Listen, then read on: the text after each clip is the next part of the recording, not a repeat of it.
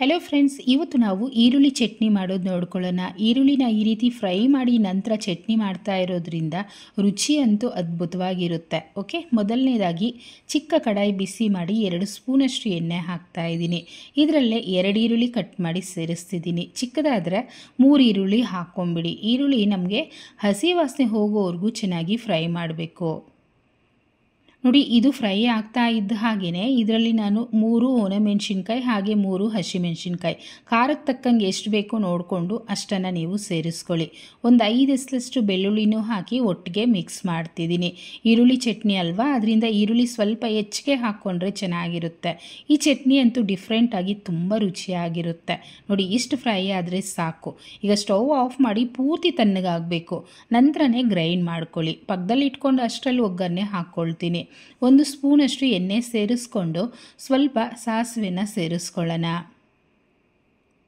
ಸಾಸಿವೆ ನಮಗೆ ಚೆನ್ನಾಗಿ ಸಿಡಿಬೇಕು. ನಂತರ ಅರ್ಧ ಟೀ ಸ್ಪೂನಷ್ಟು ಉದ್ದಿನಬೇಳೆ ಹಾಗೆ 2 ಕಡ್ಡಿಯಷ್ಟು ಕರಿಬೇವು ಮತ್ತು ಒಂದೇ ಒಂದು ಬ್ಯಾಡಗೆ ಮೆಣಸಿನ್ಕಾಯನ್ನು ಹಾಕ್ತಾ ಇದ್ದೀನಿ. ಈಗ ಉದ್ದಿನಬೇಳೆ ಕ್ರಿಸ್ಪಿ ಆಗಬೇಕು. ಚಟ್ನಿನಲ್ಲಿ ಉದ್ದಿನಬೇಳೆ ಹಾಕೋದ್ರಿಂದ ರುಚಿನೂ ಮತ್ತು ಘಮನೂ ಎರಡೂ ತುಂಬಾ ಚೆನ್ನಾಗಿರುತ್ತೆ. ಒಗ್ಗರಣೆ ರೆಡಿ ಆಯಿತು. ಪಕ್ಕದಲ್ಲಿ ಇಟ್ಕೊಂಡು ನಾವೀಗ ಚಟ್ನಿನ ರುಬ್ಕೊಳ್ಳೋಣ. ಮಿಕ್ಸಿ ಜಾರಲ್ಲಿ ನಾವು ಫ್ರೈ ಮಾಡಿಟ್ಟಿರೋಂಥ ಈರುಳ್ಳಿ, ಮೆಣಸಿನ್ಕಾಯಿ ಮತ್ತು ಬೆಳ್ಳುಳ್ಳಿ ಎಲ್ಲ ಒಟ್ಟಿಗೆ ಹಾಕ್ಕೊಳ್ತಾ ಇದ್ದೀನಿ. ಹಾಗೆಯೇ ಒಂದು ಚಿಕ್ಕ ಪೀಸಷ್ಟು ಹುಣಸೆ ಹುಳಿ, ಬೇಡ ಅಂದರೆ ತೊಂದರೆ ಇಲ್ಲ, ಧಾರಾಳವಾಗಿ ಸ್ಕಿಪ್ ಮಾಡ್ಬೋದು. ನಂತರ ಅರ್ಧ ಕಪ್ಪಷ್ಟು ಹುರುಗಡಲೆ ಹಾಕ್ಕೊಳ್ತಾ ಇದ್ದೀನಿ. ಒಂದು 4 ಟೇಬಲ್ ಸ್ಪೂನಷ್ಟು ಇದೆ ಇದರಲ್ಲಿ. ನಂತರ ರುಚಿಗೆ ತಕ್ಕಷ್ಟು ಉಪ್ಪನ್ನು ಹಾಕ್ಕೊಳ್ತೀನಿ. ಈಗಂತೂ ಸ್ವಲ್ಪ ನೀರು ಹೆಚ್ಚಿಗೆ ಹಾಕ್ಕೊಂಡು ರುಬ್ಕೊಳ್ಳಿ. ನಾವು ಮಾಡ್ತಾ ಇರೋದು ನೀರು ಚಟ್ನಿ, ಅದರಿಂದ ನೀರು ಹೆಚ್ಚಿಗೆ ಹಾಕ್ಕೋಬೋದು. ನೋಡಿ, ಈ ಥಿಕ್ನೆಸ್ಗಿದೆ.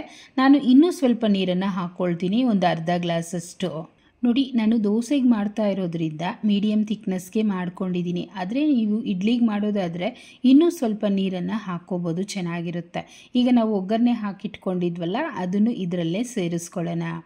ಇಷ್ಟೇ ಫ್ರೆಂಡ್ಸ್, ಎಷ್ಟು ಸಿಂಪಲಾಗಿ ಮಾಡ್ಬೋದಲ್ವಾ. ಬ್ಯಾಚುಲರ್ಸು ಮಾಡ್ಕೋಬೋದು. ತುಂಬ ರುಚಿಯಾಗಿರುತ್ತೆ, ಬೇಗನೂ ಆಗುತ್ತೆ. ಖಂಡಿತ ನಿಮ್ಮನೇಲೂ ಟ್ರೈ ಮಾಡಿ ನೋಡಿ. ಹೇಗೆ ಬಂತು ಕಮೆಂಟ್ ಮಾಡಿ ಮತ್ತು ಲೈಕ್ ಮಾಡಿ, ಶೇರ್ ಮಾಡಿ. ನಂತರ ಚಾನೆಲ್ನ ಸಬ್ಸ್ಕ್ರೈಬ್ ಮಾಡಲಿಲ್ಲ ಅಂದರೆ ಮೊದಲನೇದಾಗಿ ಸಬ್ಸ್ಕ್ರೈಬ್ ಮಾಡ್ಕೊಳ್ಳಿ. ಪಕ್ಕದಲ್ಲಿರೋ ಬೆಲ್ ಐಕನ್ನ ಕ್ಲಿಕ್ ಮಾಡೋದು ಮರಿಬೇಡಿ. Thanks for watching.